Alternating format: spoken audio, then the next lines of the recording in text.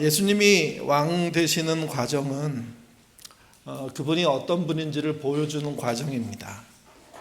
예수님이 십자가만 봐도 또 그 밖에 많은 공생의 생활 속에서 볼 수 있는 면도 많이 있지만 왕이 되어가는 과정, 왕으로 즉위하는 과정 모든 내용을 통틀어 보면 그분은 어떤 분이구나 이렇게 알 수 있게 돼 있습니다. 그래서 성경을 처음부터 끝까지 읽어가다 보면 그 왕 되시는 하나님, 그분을 만나게 되는 거죠. 왕에 대한 이야기는 이스라엘 역사 속에 여러 군데 나옵니다. 특별히 이스라엘에 왕이 없을 때가 있었습니다. 주변에 있는 왕들이 좋아 보였고, 그래서 그것을 선진적인 문화로 봤고, 그 결과 왕을 달라고 하나님께 말씀을 드립니다. 그런데 하나님은 번번이 거절하셨습니다. 거절의 이유가 여러 가지 있지만 제 생각에는 두 가지 정도로 보입니다. 하나는 이스라엘이 세상 왕이 어떤지 알지 못한 채 그게 선진의 문명이라고 생각하고 받으려고 했던 겁니다. 또 한 가지는 하나님의 다스림을 피하고 사람의 다스림을 받음으로 다스림에 대한 무게를 좀 줄이고 싶어서, 그래서 좀 더 효율적인 왕을 세우는 게 낫지 않겠느냐 하는 합리적인 생각을 했던 거죠. 근데 하나님은 번번이 거절하십니다. 이스라엘 왕이 이스라엘이 이제 그 공동체로 같이 살게 될 때 문제들이 생기지 않습니까? 그때마다 그 문제를 해결하는 사람들이 있죠. 특별히 성경에는 사사라는 존재들이 있었습니다. 그 사자 중에 기드온이라는 분이 있었는데 그가 정말 놀라운 능력과 은혜로 나라를 지켜내고, 그리고 무언가 크게 번성할 수 있는 가능성을 보여주자 당시에 이스라엘에 있던 그런 사람들이 기드온을 왕 삼고 싶어 했습니다. 그때 어떤 일들이 있었는지 한번 보시죠. 사사기 8장 22절입니다. 읽겠습니다. 때에 이스라엘 사람들이 기드온에게 이르되 당신이 우리 당신과 당신의 아들과 당신의 손자가 우리를 다스려서 하는지라. 왕이 되고 싶지 않지만 백성된 존재들이 왕이 되어달라고 하는 얘기입니다. 그리고 이야기는 한 절로 나와 있지만 꽤 구체적으로 이유를 달아서 당신이면 그 어떤 나라의 왕보다 괜찮겠습니다 하는 지지를 보내는 거죠. 근데 이 지지에 대한 기드온의 반응은 아주 명쾌합니다. 본인이 정말 왕 될 생각이 없고 본인의 자식들도 그럴 일이 없다는 겁니다. 아예 뿌리조차 다 뽑아버렸습니다. 근데 이 말을 들은 다스려달라는 이 말을 들은 그 기드온의 반응이 23절에 나옵니다. 제가 좀 앞서갔네요. 같이 읽겠습니다.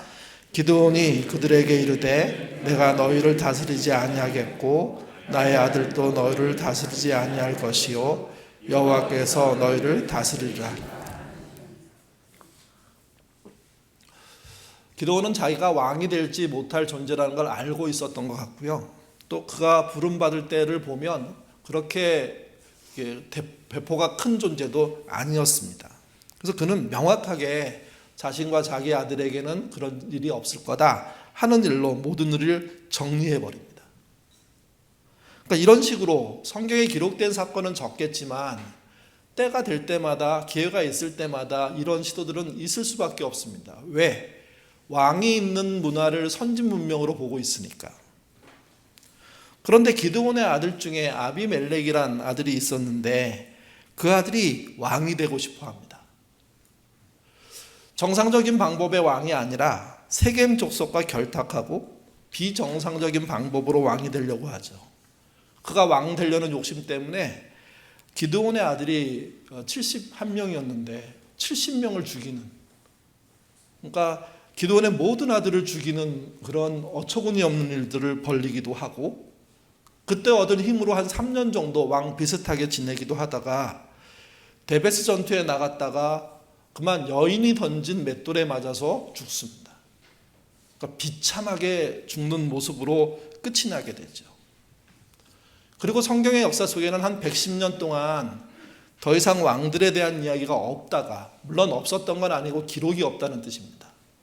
그러다가 사무엘 시대 때 와서 갑자기 이스라엘 장로들이 왕을 달라고, 세워달라고 간청합니다. 이때 하나님이 사무엘을 통해서 왕이 얼마나 위험한 줄 아냐? 하면서 장문의 이야기를 해주십니다. 사무엘상 8장 11절에서 18절입니다. 중간에 말줄임표가 많이 있는데 반복되기 때문입니다. 같이 한번 읽겠습니다.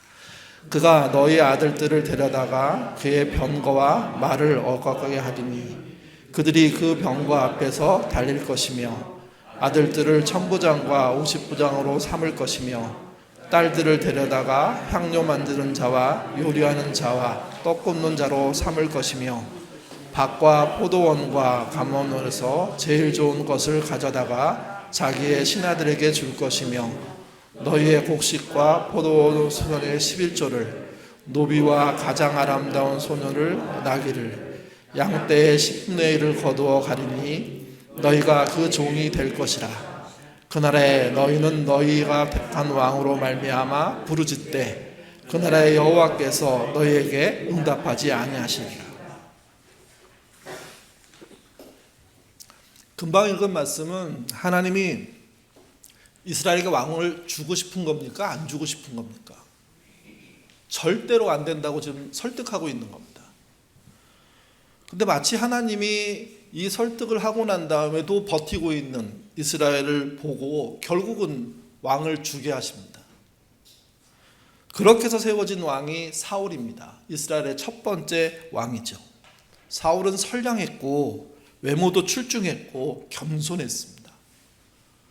처음에는 집에서 왕 생활을 했고 그리고 나중에 점점점 권력이 생기고 힘이 생기자 왕궁을 짓고 그리고 그 권력을 행사하고 그리고 우리가 알고 있는 비참한 최후를 맞이하는 사울로 끝이 나게 됩니다. 첫 번째 왕이 이렇게 망가졌다면 더 이상 안 가야 되는데 그들은 계속적으로 왕을 요구하죠. 물론 그 다음 왕은 나쁘지는 않았습니다. 근데 그 다음 왕이 나쁘지는 않았지 잘한 거는 또 아닙니다. 그리고 그 뒤에 왕들은 더 나쁘고 더 힘들고 더 나라를 어렵게 만들죠. 근데도 그 왕에 대해서 매달리고 그게 선진 문명이라고 얘기하고 그래서 나라가 망가지고 엉망이 돼가는 겁니다. 문제를 아시는 하나님이 이 길로 가면 문제다 얘기하는데 끝까지 가겠다는 겁니다. 근데 이 끝까지 왕이 있는 길로 가겠다는 이 일에 대열에 누가 참여하냐면 예수님도 하나님의 아들도 참여하는 모습으로 성경은 그려집니다. 하나님이 싫어하는 왕, 근데 예수님이 하나님의 말씀하신 왕이 되겠다는 모습으로 등장하시고 그리고 결국은 어저께 이야기까지 말씀드리면 즉위하시지 않습니까? 그러면 이 왕, 예수님이 왕이 됐다는 이야기와 이스라엘이 왕을 달라고 했을 때 등장한 왕은 같은 왕일지 다른 왕일지를 구분하면서 성경을 보셔야 됩니다. 같을 수가 없습니다. 다른 왕입니다. 다른 왕의 모습이 어떤지 살펴보면서 읽다 보면 하나님의 뜻이 이런 의도가 있구나 하는 생각들을 하게 되는 겁니다. 예수님이 왕 되신 것을 표현하는 말이요 만왕의 왕이라고 얘기합니다. 요한계시록 19장 16절입니다. 같이 읽겠습니다. 그 옷과 그 다리에 이름을 쓴 것이 있으니 만왕의 왕이요 만주의 주라 하였더라. 세상 끄트머리에 흰 말을 타고 오시는 메시아가 있는데 그 메시아가 예수 그리스도다. 성경은 그렇게 얘기합니다. 흰 말을 탄 예수 그리스도는 만왕의 왕 만주의 주로 옵니다. 만왕의 왕이란 절대 주권을 가진 왕이란 뜻이고요. 육적인 세계에서만 왕이 아니라 영적인 세계에서도 왕이란 뜻입니다. 그리고 그는 유일하고 최종적인 권위를 갖고 있는 지상 그 어느 곳에 우주 어느 곳에서도 비견할 수 없는 최후의 승리자입니다. 그러니까 왕 중의 왕이란 뜻입니다. 주인 중의 주인이란 뜻이고요. 그러니까 강력한 권능과 능력으로 오시는 그분인데 근데 그분이 오시는 과정에서 벌어진 일들을 어저께도 말씀드렸지만 살펴보면 의외의 왕입니다. 만왕의 왕이긴 왕인데 그를 왕으로 섬기는 사람들부터 해서 오는 과정이 일반 왕들이 갔던 길하고는 완전히 다릅니다. 혈통에 의해서 오는 것도 아니고 구테타에 의해서 오는 것도 아닙니다. 진짜 하나님의 아들로 오는데 그 아들이 오는 길을 알아보는 사람들이 별로 없습니다. 먼저 예수님은 당신이 목수의 아들이었습니다. 목수의 아들이란 오늘날로 치면 건설 노동자를 말합니다. 건설 노동자가 왕이 된 겁니다. 고졸 출신이 왕만 돼도, 대통령만 돼도 배 아프고 속상한 사람들이 얼마나 많은 게 대한민국 아닙니까? 근데 예수님은 건설 노동자로 살다가 사역을 시작한 분입니다. 예수님이 오시는 길에 그를 알아본 사람은 극소수였습니다. 그럼에도 예수님은 강요나 권위를 억지로 부려서 굴복시키지 않았습니다. 경배를 받아내지 않았습니다. 예수님이 태어날 때 동방에서 이상한 별을 관찰하다가 따라온 박사들이 찾아와서 그동안 자신이 겪었던 많은 학문적인 결과를 집대성해서 결국 예수님을 찾아냅니다. 그리고 그분께 경배하죠. 또 들판에 양을 치던 무명의 목자들이 자신을 찾아온 천사들의 안내를 쫓아가서 마구간에 도착했고 그리고 처음 보는 부부가 낳은 아이를 경배했습니다. 또 구약에서 메시아가 온다는 사실을 믿었던 80세, 90세 이상 됐던 어르신 두 분이 성전에 나오는 사람들을 관찰하고 특별히 태어난 지 8일 만에 정결 예식을 하러 오는 사람들을 관찰하다가 덜커덩 메시아를 만납니다. 누가 어떻게 생겼는지 몽타주를 그려주지 않았는데 보는 순간 알았고 보는 순간 그를 붙잡고 하나님이 내 기도를 들으셨구나. 나를 기다리게 하신 이유가 완성됐구나. 이제 내가 무거운 짐을 벗고 하나님께 갈 수 있게 됐구나 하는 놀라운 고백을 합니다. 그가 시므온과 안나입니다. 강도짓 하다가 잡혀가지고 예수님 옆에 못 박혀 죽게 되었는데 그 십자가형을 당하고 있는 한쪽의 강도가 결국 예수님이 말씀하시는 많은 내용들을 듣고 이분이 일반 강도인 나와는 다른 분이구나 하는 걸 알고 당신이 가는 그곳이 있다면 나도 같이 한번 가게 해달라고 부탁함으로 말미암아 그게 또한 일종의 경배인데 그 경배를 통해서 구원받는 일들이 벌어지죠. 사형 집행의 명령을 받고 로마의 군병으로서 100명을 다스리고 있는 백부장이 이 사형 집행 현장의 모든 일들을 살펴보고 일하다가 죽고 있는 예수를 바라보고 깨달은 것은 무엇이냐면 저 사람이 진짜 하나님의 아들이구나 하는 고백을 하게 됩니다. 생각해 보십시오. 어느 것 하나하나 완벽하고 그 당시에 모든 사람이 인정할 만한 사람들이 등장하느냐? 그래 보이지가 않습니다. 또 로마 군병들이 총독을 앞세워서 6월절에 무슨 문제가 생길까 봐 군인들을 불러들여 예루살렘 안으로 행진해서 들어올 때 증원군이 들어오고 있는데 그 반대편에서는 예수님이 들어오시죠. 나귀를 타고. 그 나귀를 타고 들어오는 예수님을 본 지나가는 군중들이 갑자기 옷을 벗고 그것을 바닥에 깔고 그리고 종려나무 가지를 꺾어서 들어 흔들면서 호산나 다윗의 아들이여 하는 노래를 부르면서 그렇게 예수님을 맞이합니다. 물론 그들 중에는 나중에 배신하고 예수님을 못 박으라고 외친 사람들도 있을 겁니다. 또 예수님을 끝까지 따라갔던 여인들이 있었고요. 배반했지만 멀리 가지 못하고 서성였던 제자들도 있습니다. 그들의 경배를 받은 분이 누구냐? 그분이 예수님이라는 겁니다. 로마 황제를 왕으로 고백하고 있는 이들은 예수를 쳐다보지 않습니다. 근데 로마 황제에게 고개 숙일 수 없는 사람들, 아니 하나님의 계시를 본 사람들은요, 예수님이 왕이라고 얘기하죠. 유대인의 유력자들, 제사장, 서기관, 공의원들, 그리고 왕과 정치인들 예수를 거들떠보지도 않습니다. 근데 여러분, 그 안에도 나름 유력한 가문의 출신들인 아리마대 요셉이나 니고데모나 이런 사람들은요, 주님을 경배하는 제자로서 자기의 삶을 뒤바꾸기도 합니다.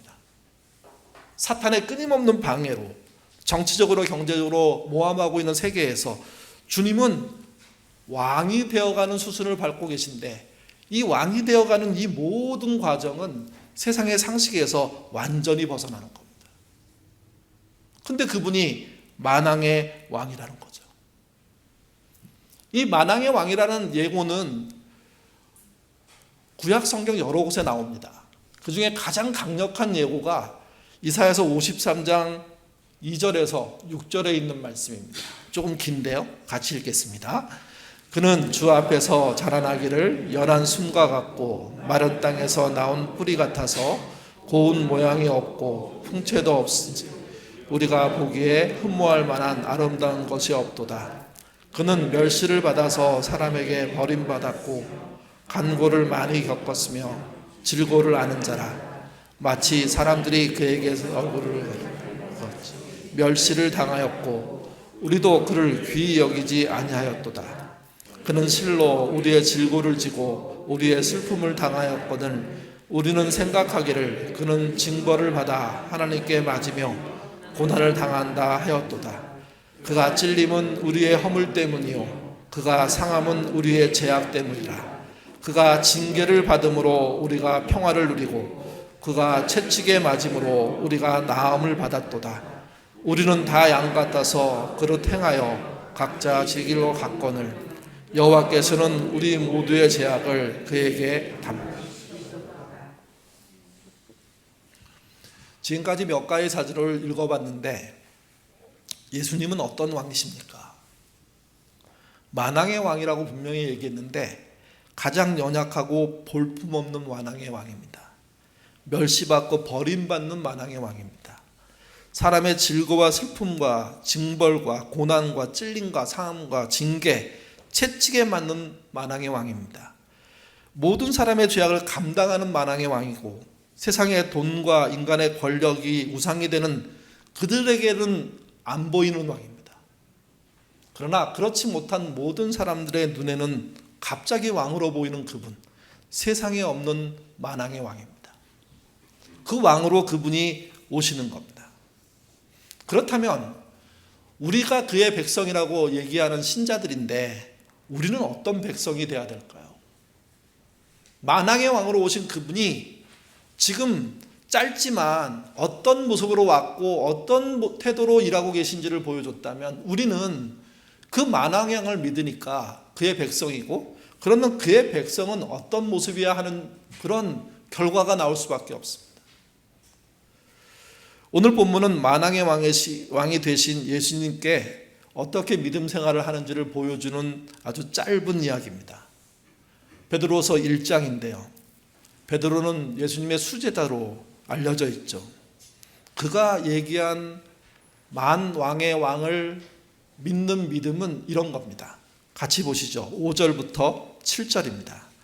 그러므로 너희가 더욱 힘써 너희의 믿음의 덕을, 덕의 지식을, 지식의 절제를, 절제의 인내를, 인내의 경건을, 경건의 형제 우애를, 형제 우애의 사랑을 더하라.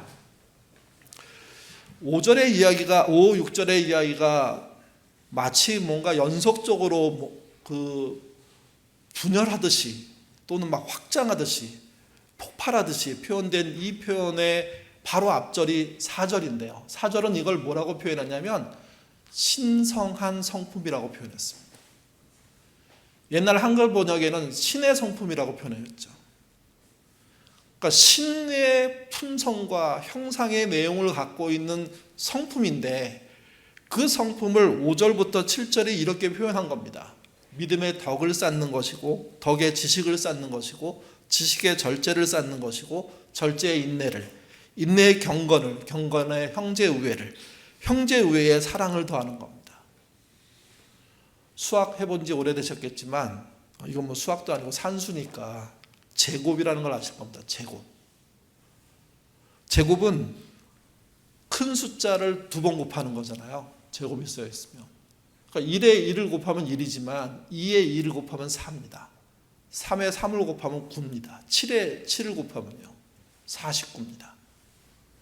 저는 글로 쓰인 이 말 속에 이렇게 폭발적으로 양이 많아지는 기하급수의 모습이 들려있는 게 이 부분이라고 생각합니다. 작은 믿음에 작은 덕을 더할 때, 형편없는 덕에 조그만 지식을 더할 때, 연약한 지식에 조그만 절제가 첨가될 때, 절제에 인내가 들어가고 인내에 경건이 생겨날 때, 경건에 우애가 생겨나고 우애가 사랑으로 확장될 때, 그게 신의 성품인데, 신성한 성품인데, 이 성품을 갖는 것이 우리가 지금까지 살펴본 만왕의 왕의 백성으로 사는 모습이라는 겁니다. 명백하게 하나님이 말씀하시는 믿음의 길은요, 세상의 길과 확연 다릅니다. 만왕에 하신 예수님께 백성인 우리가 드리는 충성은 적을 죽이거나 포로로 잡아넣는 게 아닙니다. 사업의 성공과 부자가 되는 것도 아닙니다. 하나님 나라에 세금을 많이 내기 위해서 무언가를 해내는 게 아닙니다. 공부 열심히 해서 최정상의 공무원이 되는 게 아닙니다. 선출직의 최고가 돼서 나라를 호령하는 게 아닙니다. 세상에서 말하는 전문직이 되어서 수억의 연봉을 받고 수십억의 자랑거리를 만드는 그런 업적이 아닙니다. 큰 기업을 세우는 것도 아니고요. 집부자, 땅부자, 주식부자, 코인부자 되는 게 아닙니다. 신의 성품에 참여하는 겁니다. 그분이 주신 하나님의 형상의 그 모습을 닮아가는 겁니다. 직업이야 각양이고 나이도 각양이고 남녀도 각양이고 사는 형편도 각양이라고 하더라도 그 처지에서 그분의 성품을 쫓아 믿음의 덕을, 덕의 지식을, 지식의 절제를, 절제의 인내를, 인내의 경건을, 경건의 형제의 우애를, 형제의 우애에 사랑을 넣는 작업들을 하는 이 노력, 이 수고, 이것이 개인적으로만 이루어지는 게 아니라 공동체적으로 나타나기 시작할 때, 교회적으로 나타나기 시작할 때 그것이 폭발적으로 세상을 뒤집어 엎는 역사를 만든다는 그것을 믿는 것, 그게 믿음의 충성을 제곱하는 믿음이라는 거죠. 만왕의 왕 예수님이 제시한 신성의 성품에 참여하면 어떤 반응이 일어납니다. 두 가지 정도인데요. 8절 9절입니다. 같이 읽겠습니다. 이런 것이 너희에게 있어 흡족한즉 너희로 우리 주 예수 그리스도를 알기에 게으르지 않고 열매 맺는 자가 되게 하려 하리니 이런 것이 없는 자는 맹인이라 멀리 보지 못하고 그의 일죄가 깨끗하게 된지. 메시지가 좀 더 번역이 잘 돼 있다고 저는 생각하는데요. 메시지 같이 한번 읽어보겠습니다. 이런 자질들이 여러분의 삶 속에서 활발하게 자라나면 여러분은 우리 주 예수를 경험하면서 성숙해 가는 일에 기회를 놓치거나 단 하루도 헛되이 흘러보내지 않을 것입니다. 이러한 자질들을 갖추지 못하면 여러분은 자기 바로 앞에 놓인 장애물도 보지 못하고 자신의 죄악된 옛 삶에 깨끗해졌음을 잊어버린 사람이 되고 말 것입니다. 신의 성품을 메시지는 이런 자질로 번역했습니다. 앞에 얘기했던 7가지가 겹쳐지고 그게 함께 폭발해가는 엄청난 반응을 보이는 그 일을 이런 자질, 이렇게 간단하게 표현한 겁니다. 이런 자질이 활발하게 자라는 사람과 이런 자질이 갖추지 못하는 사람의 길은 다르다고 얘기합니다. 활발하게 자라는 자들의 삶은 성숙을 향해서 갈 것이고 단 하루도 헛되이 보내지 않은 결과에 이르게 될 거지만, 그러지 못하고 이 자질을 갖추지 않고 이 방향으로 살지 않는 사람들은 결국 눈앞에 보이는 장애물이 보이지 않아서 걸려 넘어지고 그동안 그가 얻었던 모든 게 한 번에 날아가는 그런 형편없는 자리에 추락하고 만다고 얘기하고 있는 겁니다. 신의 성품이 얼마나 대단한 일인지, 그리고 만왕의 왕이신 예수님이 원하시는 일인지를 보여주는 겁니다. 2명의 건축가가 왕으로부터 건축의 명령을 받았습니다. 비범한 건축가가 있었는데요. 왕은 그에게 자신이 살 왕궁을 새로 지어달라고 부탁을 했고요. 평범한 건축가가 있었는데 그에게는 교회를 새로 하나 건축하고 그 앞에 광장을 하나 마련해달라고 얘기했습니다. 비범한 건축가는 왕궁을 단기에 짓겠다는 목표를 세웠습니다. 여러분, 건물을 튼튼하게 단기에 짓는 것은요, 선한 목적입니다. 단기로 짓는다고 해서 모든 건물이 나쁜 거 아닙니다. 진짜 최선을 다해서 단기에 지을 수 있다면 그 공기 줄이는 것은 실력이죠. 왕은 그렇게 이해했습니다. 그가 왕을 위해서 선한 목적을 가지고 건축을 하기 위해서 도전을 한다니 너무나 기뻤습니다. 근데 실제 속도를 내려다 보니까 일꾼을 괴롭히게 되고 또 강제 노역을 시키게 되고 왕의 명령을 받았으니 그 힘으로 이것저것 엉뚱한 일들을 하는 거죠. 또 비용을 절약하기 위해서 썩은 나무를 쓰고 깨진 벽돌을 쓰고 자재를 빨리 가져오기 위해서 협박하고 빼앗아오고 이런 식으로 아주 빠른 속도로 건물을 지어가지고 왕에게 드리게 된 겁니다. 단기간에 이 일을 하려니 주변에서 원성이 일어납니다. 그때 그는 이렇게 말합니다. 왕의 명령과 빠른 속도로 할 수밖에 없는 내 사정 때문에 불편 정도는 감수할 수밖에 없다고. 평범한 건축가는 교회와 광장을 튼실하게 지키겠다는 선한 목적을 세웠습니다. 그리고 그것을 왕에게 말씀드렸고 왕의 허락을 받아 이제 건축을 시작합니다. 일꾼들에게 정당한 대가를 지불하고요. 그들의 의견을 존중해서 자기가 알지 못했던 그들의 기술과 재능과 예술적인 능력들을 사용합니다. 가장 좋은 돌을 찾아내고 가장 좋은 나무들을 찾아내고 그것을 차례차례 쌓아가고 좀 잘못되면 다시 허물고 또 쌓고 또 쌓고 기초를 다지는데 오랜 시간이 걸리고 그래서 비범한 건축가가 왕궁을 짓는 그 속도 그것에 정말 한참 뒤늦게 교회를 완공하고 또 광장을 완공하게 된 거죠. 두 모습을 지켜본 사람들은 결국 비범한 건축가가 대단하다는 평가를 내릴 수밖에 없습니다. 왕궁의 크기든 교회의 크기든 광장의 크기든 상관없이 빠른 속도에 완성할 수 있으니 대단하다는 평가가 일어난 겁니다. 근데 여러분, 성경의 비유 속에 건물의 비유는 항상 시험이 있다는 이야기로 가죠. 여기도 그랬습니다. 어느 해 거대한 폭풍과 지진이 일어났습니다. 비범한 건축가의 왕궁은요 무너졌습니다. 왕궁이 무너졌으면 누가 위기를 당하는 겁니까? 왕은 살았지만 왕실에 많은 사람이 죽었습니다. 평범한 건축가의 교회와 광장은 어떻게 됐을까요? 그 똑같은 폭풍과 똑같은 지진인데 꿋꿋이 견뎠습니다. 결국 어떤 건축가가 더 선한 목적을 선하게 이뤘느냐라는 것을 밝혀지게 된 겁니다. 비범한 건축가는 재난이 없었으면 그도 또한 선한 목적을 이룬 자로 칭찬받을 수 있었을 겁니다. 근데 그렇지 못하지 않았습니까? 선한 목적을 악한 수단으로 정당화시킬 수 있지 않다는 얘기입니다. 신의 성품이란 선한 목표를 말하는 겁니다. 그러면 그 선한 목표를 이루는 방식 또한 선한 수단을 통한 방식입니다. 하나님은 우리에게 서두르지 말고 세상의 왕이 요구하는 급한 행동들 따라가지 말고 당신이 원하는 선한 방식으로 하나하나 내가 원하는 목록들을 채워가기 시작한다면 이것이 세상의 엄청난 속도와 능력과 권능으로 일하는 돈과 물질과 그런 힘으로 일하는 그런 것보다 훨씬 빠르게 장애물을 통과하고 능력과 권능을 보일 수 있는 자리에 간다고 얘기하고 있는 겁니다. 왜? 우리의 왕, 만왕의 왕이 세상의 왕, 그들과 다르기 때문입니다.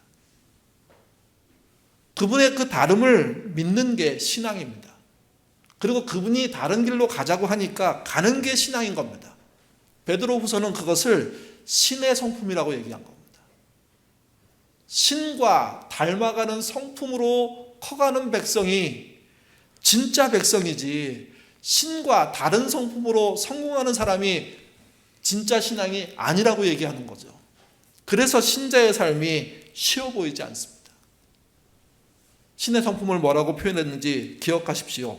믿음의 덕을, 덕의 지식을, 지식의 절제를, 절제의 인내를, 인내의 경건을, 경건의 형제 우애를, 형제 우애에 사랑을 더하는 자입니다. 이 모습이, 이 신의 성품에 찬양하는 모습이 만왕의 왕이신 예수의 백성인 우리의 삶의 태도라는 겁니다. 그분의 만족 어린 칭찬을 받을 수 있는 그 길은 세상에 없습니다. 세상에 단 한 길도 존재하지 않습니다. 신의 성품으로 나아가시는 저와 여러분 되시기 바랍니다. 우리의 왕이 다른 왕이기 때문에 우리 백성인 우리도 다른 삶을 살아야 됩니다. 쉽지 않겠지만, 남들이 이해하지 않겠지만 선한 목적으로 사시고 선한 수단으로 사십시오. 또 선한 수단을 유지하기 위해서 반드시 성경이라는 지도를 갖고 있어야 됩니다. 읽어야 됩니다. 그리고 기도라는 마땅한 방식의 하나님께 구함들을 하셔야 됩니다. 올해 2달하고 이틀 남았습니다. 63일. 63일 주어진 올해의 삶들을 잘 산다는 게 뭘까요? 만왕의 왕이신 예수님이 선한 백성으로 살라고 하니까 선한 수단을 사용하는 자로 사는 수고와 노력을 보이는 그런 믿음의 사람이 되셔야 됩니다. 충성은 무조건 감내한다는 뜻, 해낼 것이라는 뜻이 아니라 그분이 원하시는 일을 따라간다는 뜻입니다. 신의 성품에 참여하라고 말씀하신 그분의 은혜를 쫓아 한 걸음 한 걸음 올 63일 남은 그 일정들을 소화해내는 저와 여러분 되시기를, 그리고 그 모든 과정 속에 선한 수단들이 여러분을 통해서 쓰여지시기를 주님의 이름으로 부탁드립니다. 기도하겠습니다. 자비로우신 하나님 아버지, 세상의 왕들과 같이 힘과 권력으로 군림하지 않으시고 가장 연약한 모습으로 십자가 고난을 감당하심으로 우리의 왕이 되어주심을 감사드립니다. 세상에 유력한 왕들, 지도자들이 많이 있지만 그들과 전혀 다른 요인과 방향과 정체성을 가지시고, 그리고 우리에게 세상에 없는 새로운 길들을 알려주시니 우리가 그것을 믿음으로 말미암아 받아들이고 그 길을 따라가는 신자 되도록 인도하여 주옵소서. 우리에게 필요한 충성의 내용은 신의 성품에 참여하는 것입니다. 믿음에, 덕에, 절제에, 인내에, 경건과 사랑을 더할 수 있는 그런 선한 수단을 갖고 있는 신자 되게 도와주시고, 그 선한 수단으로 선한 목적을 이루는 그 결과를 통해서 하나님께 영광 돌리도록 인도하여 주옵소서. 요즘 우리가 이 세상을 살기가 너무 팍팍합니다. 쉽지 않고 경쟁도 만만치 않습니다. 그래서 우리도 간혹 악한 방법에 대한 마음의 동요들이 일어납니다. 그때마다 주께서 허락하신 오늘의 그 말씀들을 기억하게 하시고 그 말씀을 쫓아 악하지 않은 선한 방법의 길들을 찾는 우리가 되도록 도와주옵소서. 또한 우리가 그런 일을 하게 될 때 우리 힘으로만은 부족합니다. 주님, 우리를 불쌍히 여기셔서 우리의 삶의 현장에 함께해 주시고 우리의 걸음 속에 함께해 주시며 우리의 손을 붙잡아 주시고 우리가 다른 데로 새지 않도록 인도하여 주옵소서. 또 우리의 적들의 교활함에 우리가 주눅들지 않게 하시고 우리가 믿음으로 그들을 대항할 수 있다는 사실을 알고 그들과 끊임없는 영적인 싸움들을 하는, 그래서 악한 수단을 이겨나가는 선한 공동체 될 수 있도록, 선한 삶 살 수 있도록 인도하여 주옵소서. 주의 복과 은혜가 선한 목적과 선한 삶으로 살려 하는 신의 성품에 차지하는 모든 예인의 식구들 위해 함께 하시기를 예수님 이름으로 기도드립니다. 아멘.